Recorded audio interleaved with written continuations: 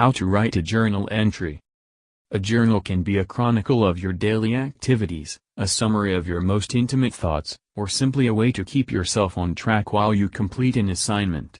To write a journal entry for yourself, consider writing about the events of your day, secrets you need to get off your chest, or random trains of thought. To write a journal entry for school, read the assignment carefully, reflect on what you've learned, and write your analysis of the information being reviewed.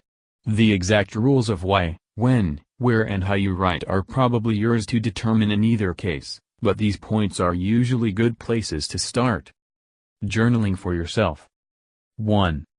Find something that can become your journal.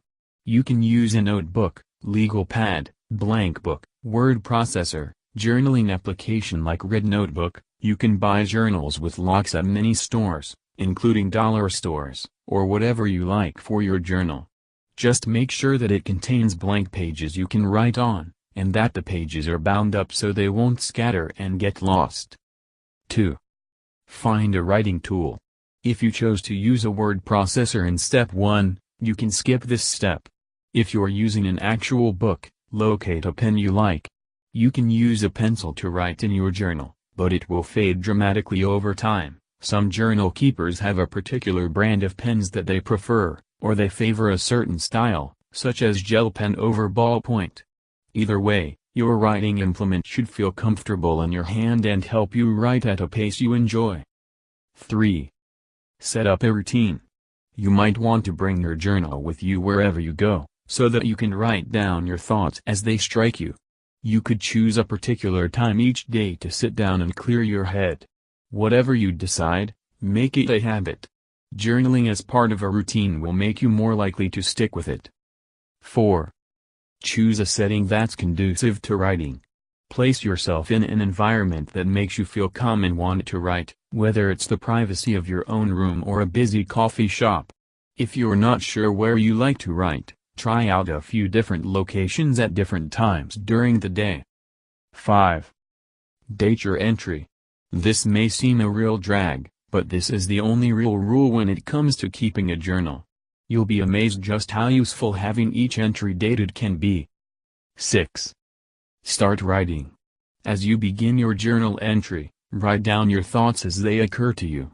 If you're stumped, start out by discussing what you did during the day, or any major epiphanies you've had lately.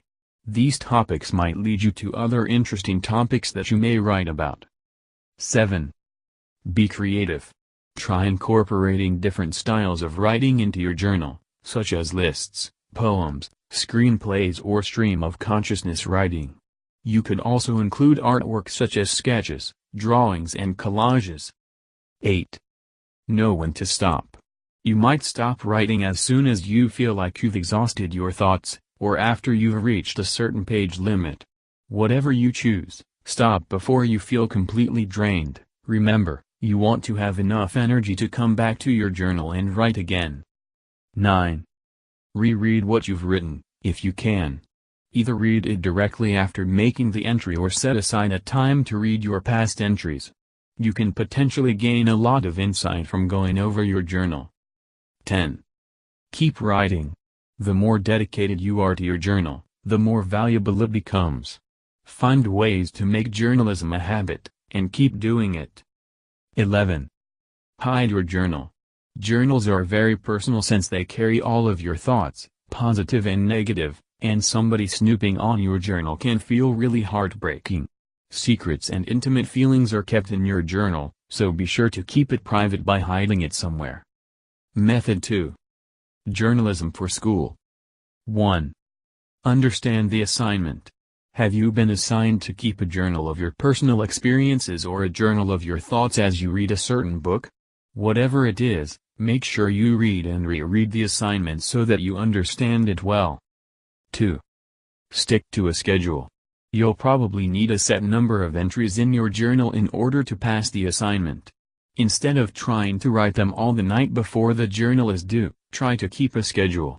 If you forget to write your entries, set an alarm on your phone, or ask someone else to remind you periodically.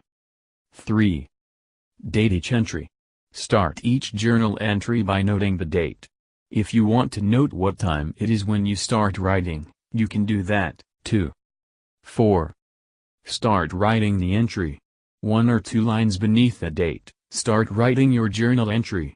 Here are some suggestions to consider if you are writing the journal for a school assignment. Reflect on what you've learned.